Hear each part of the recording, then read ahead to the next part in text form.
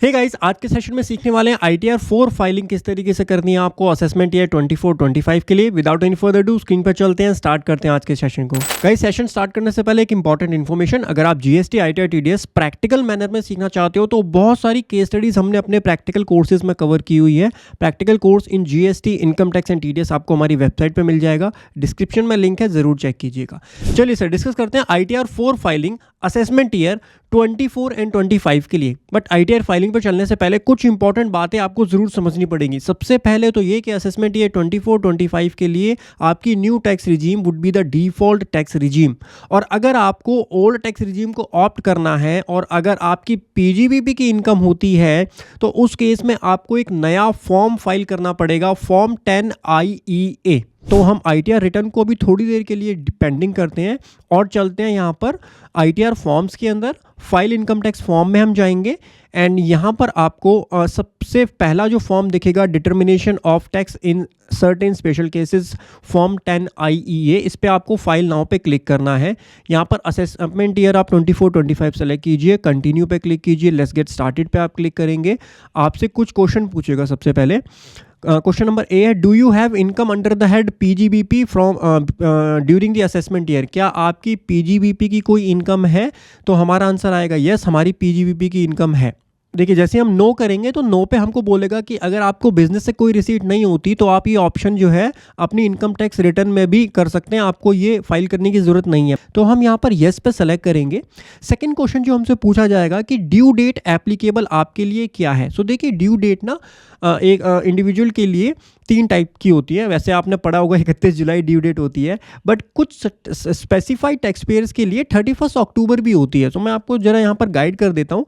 Basically 31 अक्टूबर उन tax payer के लिए होती है जिनके ऊपर टैक्स ऑडिट के प्रोविजंस एप्लीकेबल होते हैं, उनको अपनी ITR 31 अक्टूबर तक फाइल करनी होती है। एंड एक और सेलेक्टेड टैक्स पेयर्स होते हैं जिनके ऊपर ट्रांसफर प्राइसिंग के प्रोविजंस एप्लीकेबल होते हैं, जिस असेसी के ऊपर, जिस टैक्स पेयर के ऊपर, उसके लिए जो ड्यू डेट होती है वो 30 नवंबर होती है। सो इसीलिए यहाँ पर आपको 3 ड्यू डेट दिख रही होंगी, और उसके अलावा जो नॉर्मल टैक्स पेयर होते हैं उनके लिए ड्यू डेट होती है 31 जुलाई 2024 यहाँ पर ड्यू डेट रहेगी। सो हमारे केस में नॉर्मल केस है तो 31 जुलाई हमारा रहेगा, एंड देन हम यहाँ पर कंटिन्यू करेंगे। Before proceeding for filing the form, please be ensure that you are opting for the intended regime of taxation and you are filing the form within the due date applicable to you. मैंने आपको starting में ये चीज़ clear कर दी कि आपको form 10IEA within due date ही file करना है अगर आप ऑप्ट इन करना चाहते हो ओल्ड रिजीम को। The benefit of intended tax regime में not be allow by the department in case of delay in filing form. Once the form validly file, same can not be withdrawn. अब देखिए, ऐसा भी हो सकता है कि आप गलती से मेरे से फॉर्म 10IEA फाइल हो गया, मैंने तो चेक किया ही नहीं। इसीलिए मैंने आपको स्टार्टिंग में बताया कि पहले आपको चेक करना है कि कौन सी रिजीम आपके लिए बेनिफिशियल है। गवर्नमेंट ने आपके लिए छोड़ दिया है, आपके पास ऑप्शन एक्सरसाइज करने का पूरा राइट है। आप नए में जाना चाहते हो, नई रिजीम बेनिफिशियल है, उसमें जाइए। ओल्ड में जाना चाहते हो, ओल्ड में जाइए। बट ये फॉर्म फाइल करने से पहले उस चीज़ को मेक श्योर कर लीजिए, टू द पॉइंट बोलूं कि आप अपनी कॉम्पिटिशन एक बार कर लीजिए कि कौन सी रिजीम आपके लिए बेनिफिशियल है। तो यहाँ पे आप येस पे क्लिक करेंगे। उसके बाद आपको यहाँ पर बेसिक इन्फॉर्मेशन देनी है। बेसिक इन्फॉर्मेशन में आपका नेम, पैन नंबर, वो डिटेल्स आ जाएगी।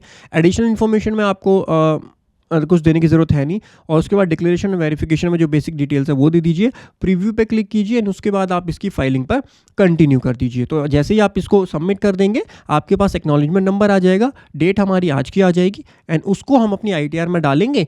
तब हम जो है अपनी रिटर्न ओल्ड टैक्स रिजीम से फाइल कर पाएंगे इन केस ऑफ PGBP। तो ये जो है एक बहुत ही क्रूशल चेंज हो गया है। ITR 3 और ITR 4 जो फाइलर्स हैं जिनकी PGBP की इनकम है, बिजनेस और प्रोफेशन की इनकम है, उनके लिए फॉर्म 10IEA फाइल करना ओल्ड रिजीम में जाने के लिए जो है वो मैंडेटरी हो गया है। तो इस चीज़ का आप ज़रूर ध्यान रखेंगे।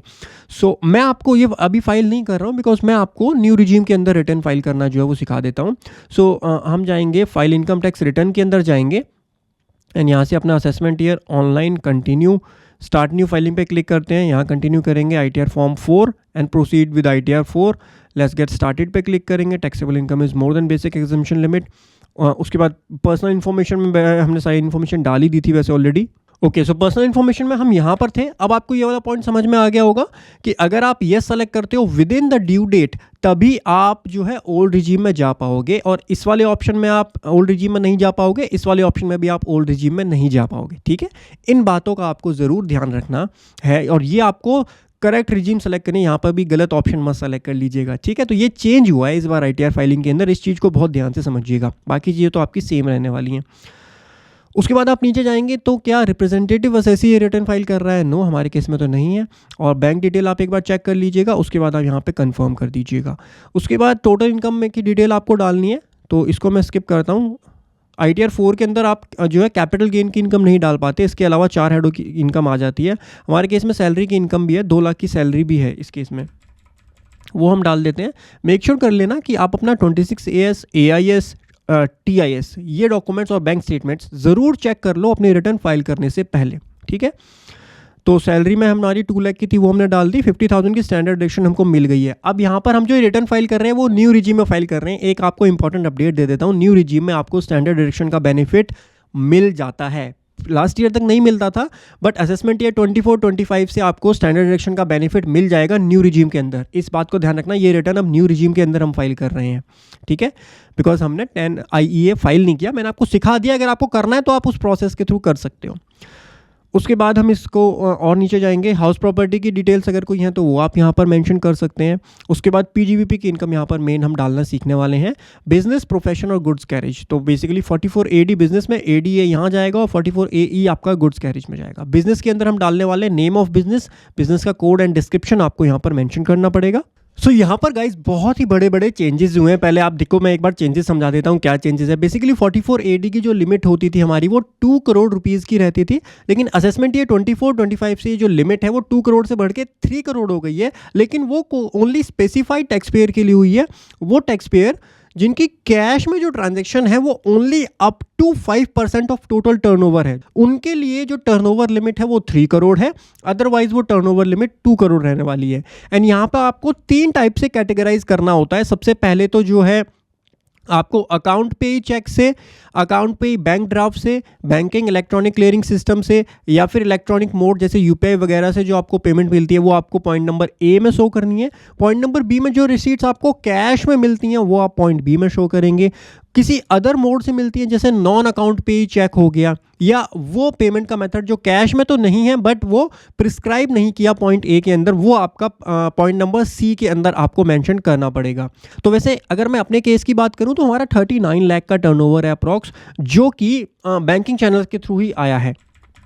हमारा कैश में कोई टर्नओवर, कैश में रिसीट्स हम लेते नहीं है, मतलब ये बिजनेस लेता नहीं है, कोई अदर मोड में भी नहीं लेता, या तो UPI से आता है या NEFT से बैंक अकाउंट में ट्रांसफर होता है सारा अमाउंट। तो 39 लाख हमारा यहाँ पर आ जाता है।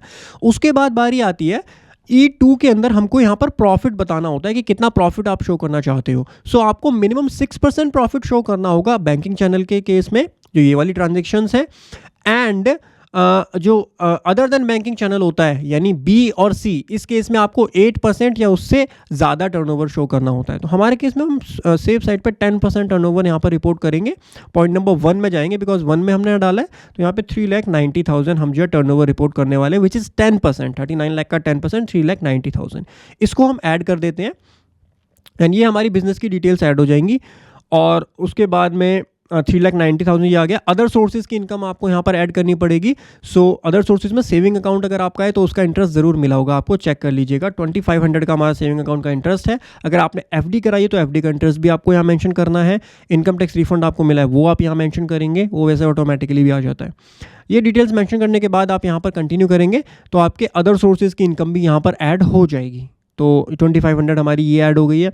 उसके बाद ग्रॉस टोटल इनकम आ गई 5,42,500। तो न्यू टैक्स रिजीम में आपको पता होगा 7,50,000 तक जो है वो टैक्स नहीं लगेगा, बिकॉज हमारे केस में सैलरी भी है, इसलिए 7 लाख तक वैसे कोई टैक्स नहीं लगता। स्टैंडर्ड डिडक्शन भी अगर आप ऐड कर दोगे तो वो 7,50,000 हो जाता है। बाकी आपको कैलकुलेशन करने की ज़रूरत है नहीं, यहाँ पे ऑटोमेटिकली कर लेगा।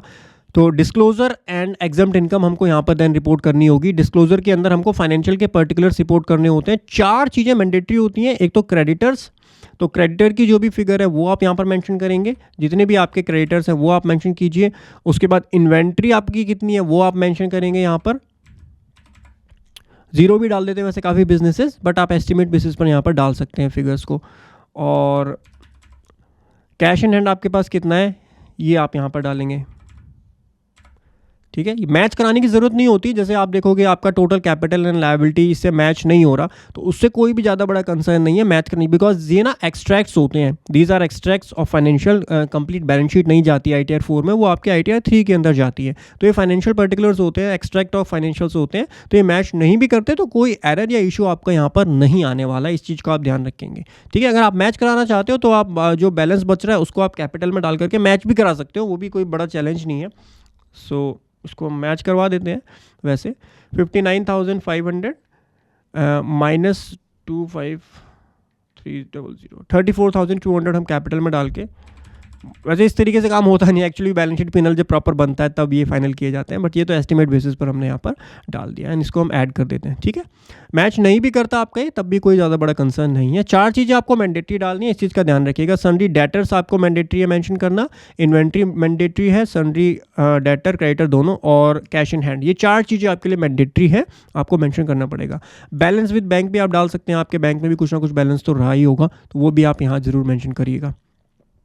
GST अगर आपके पास है तो आप GST की डिटेल्स डाल सकते हैं, GST में कितना, GST नंबर क्या है, उसका टर्नओवर क्या है, वो आप यहाँ डाल सकते हैं। ये ऑप्शनल होता है, GST नंबर डालना मैंडेटरी नहीं होता। एग्जेम्प्ट इनकम अगर आपकी कोई है तो वो आप यहाँ पर रिपोर्ट कर सकते हैं, लेकिन ध्यान रखिएगा एग्रीकल्चर इनकम ओनली 5,000 तक की जाती है ITR 4 के अंदर, ठीक है। बाकी एग्जाम्प्ट इनकम आप डाल सकते हो पूरी, बट एग्रीकल्चर इनकम ओनली 5,000 तक जाती है ITR 1 में भी और ITR 4 में भी, इस चीज़ का आप ध्यान रखिएगा। इसको कंटिन्यू कर देते हैं।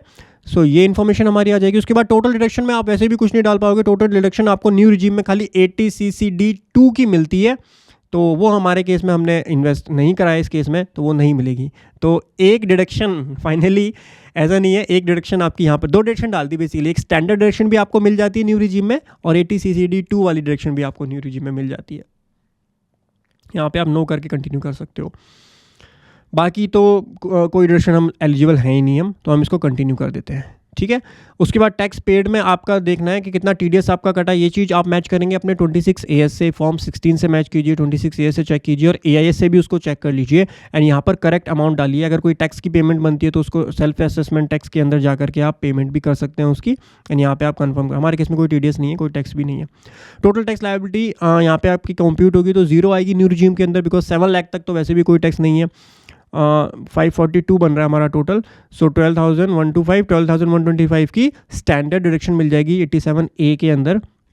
इसको हम कंफर्म कर देंगे तो सारी डिटेल्स हमारी कंफर्म हो जाएंगी। प्रोसीड पे करेंगे तो ये डिटेल्स आपको शो कर देगा सारी। प्रीव्यू रिटर्न पे कीजिए, यहाँ पर टिक कीजिए एंड प्रोसीड टू प्रीव्यू करेंगे तो यहाँ पे पूरी रिटर्न का प्रीव्यू आ जाएगा, उसको आप एक बार जरूर चेक कीजिएगा। प्रोसीड टू वैलिडेशन पे जाइए तो कोई एरर होगा तो शो करेगा। तो देखो country code in mobile number 2 is mandatory, country code की एरर है, आप इस पर क्लिक कीजिए, वो एरर ठीक हो जाएगी। मैं ठीक कर देता हूँ उसको एक बार।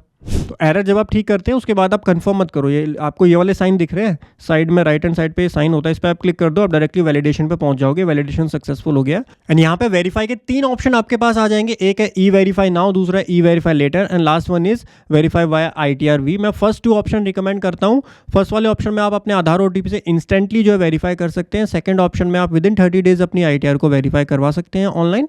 थर्ड वाला जो है वो ऑफलाइन मेथड होता है जिसमें आपको ITR-V निकाल के उस पर साइन करके स्पीड पोस्ट के थ्रू जो है CPC बेंगलोर भेजनी होती है अपनी रिटर्न।